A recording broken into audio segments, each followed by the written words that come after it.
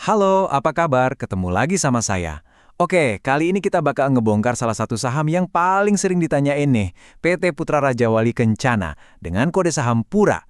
Kenapa menarik? Soalnya di satu sisi harganya tuh murah banget, tapi di sisi lain ada beberapa tapinya yang perlu kita waspadai. Yuk kita telusuri bareng-bareng, ini tuh sebenarnya peluang emas atau malah jebakan Batman. Nah ini dia, saham di bawah harga gocap itu emang selalu bikin penasaran kan? Pertanyaannya klasik banget, apakah kita lagi nemuin harta karun yang belum dilihat orang, atau malah kita lagi jalan masuk ke perangkap? Khusus buat Pura, jawabannya itu nggak sesimpel itu. Makanya, ayo kita mulai investigasinya. Oke, first thing first, langkah paling dasar tapi paling krusial, kita harus kenalan dulu sama perusahaannya. Sebenarnya Pura ini bisnisnya ngapain sih? Jadi, intinya Pura itu adalah perusahaan logistik darat. Mereka ini ibarat urat nadi yang bikin barang-barang bisa gerak di seluruh Pulau Jawa dengan markas besarnya di Surabaya. Coba deh bayangin kontainer besar yang suka Anda lihat di tol. Nah, kemungkinan besar ada armada Pura di antara mereka. Jadi, mereka ini pemain di sektor yang penting banget buat ekonomi kita. Sekarang kita masuk ke bagian favoritnya para investor. Waktunya kita buka kap mesin perusahaan ini buat ngintip laporan keuangannya. Apakah mesinnya sehat, kencang, atau justru ada yang bunyi-bunyi aneh? Yuk kita lihat angkanya langsung. Nah, kabar baik yang pertama datang dari sisi pendapatan. Mereka berhasil tumbuh 2 digit loh, 12,5% dibandingin tahun sebelumnya. Ini sinyal yang bagus banget, artinya di tengah persaingan yang ketat, jasa mereka ini makin laku. Ini fondasi awal yang positif buat analisis kita.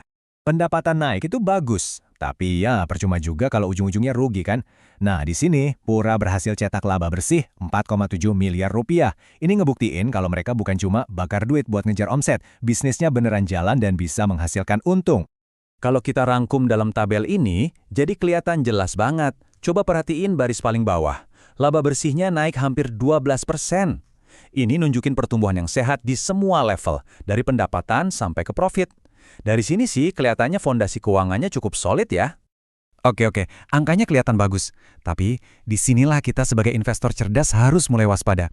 Lihat deh, margin laba bersihnya cuma 2,7%. Tipis banget. Artinya apa? Artinya bisnis ini tuh sensitif banget. Cuma ada kenaikan biaya solar dikit aja atau perang harga sama kompetitor, labanya bisa langsung habis.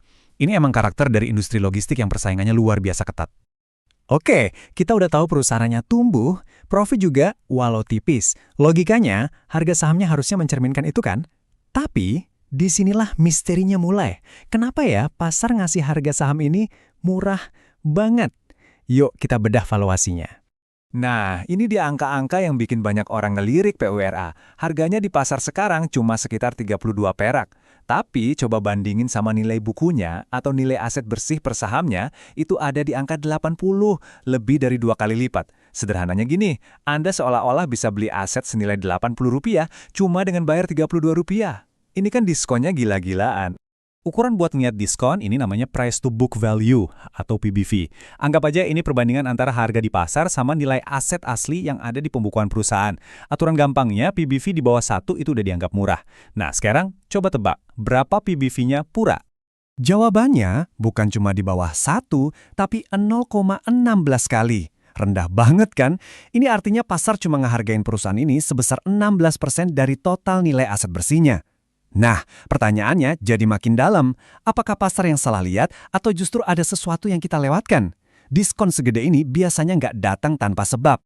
Oke, valuasinya emang kelihatan menggiurkan banget. Tapi ingat prinsip dasar investasi, there's no free lunch. Nggak ada yang gratisan di pasar modal. Harga murah biasanya datang sepaket sama resiko. Jadi mari kita bahas apa aja sih bendera merah atau red flags yang wajib kita perhatikan di sini. Dan inilah dia jawaban dari misteri harga murah tadi. Risiko paling gedenya justru ada di status sahamnya itu sendiri. Pura ini masuk ke dalam papan pemantauan khusus atau yang sering kita sebut FGA. Ini tuh semacam area penaltinya bursa yang bikin banyak investor institusi, bahkan retail pun jadi mikir 2 kali. Terus apa artinya FCA buat kita sebagai investor? Gampangnya gini, Anda nggak bisa seenaknya jual beli saham ini kayak saham biasa. Proses tawar-menawarnya itu buta dan harganya cuma terbentuk di jam-jam tertentu. Jadi susah buat keluar masuk, likuiditasnya rendah. Inilah yang neken harganya ke bawah. Tapi ada sedikit titik terang nih, BI lagi ngevaluasi sistem FCA ini. Kalau nanti aturannya diubah, ini bisa jadi katalis super positif yang seolah-olah ngebuka gembok harga saham Pura. Risiko kedua datang dari luar perusahaan. yaitu regulasi pemerintah. Ada kebijakan namanya Zero Odol, singkatan dari Over Dimension Overload, yang intinya ngelarang truk bawa muatan berlebih. Dampaknya apa? Ya, buat ngirim barang dengan jumlah yang sama, perusahaan butuh lebih banyak truk atau lebih sering bolak-balik. Ujung-ujungnya, biaya operasional buat seluruh industri logistik bakal naik, dan ini bakal makin nekan margin laba yang udah tipis tadi. Oke, sekarang kita udah dapat gambaran lengkapnya. Di satu sisi, ada potensi valuasi yang luar biasa. Tapi di sisi lain, ada jebakan risiko FCA dan tantangan regulasi. Pertanyaan selanjutnya, apa strategi manajemen Pura buat ngadepin ini semua? Coba kita lihat rencana mereka ke depan. Rencana mereka kelihatannya fokus di 3 area utama. Pertama, jelas, ekspansi armada buat ngejar pertumbuhan pendapatan. Kedua, mereka mau pakai teknologi. Nah, ini jawaban mereka buat nekan biaya operasional dan ngelawan margin yang tipis itu.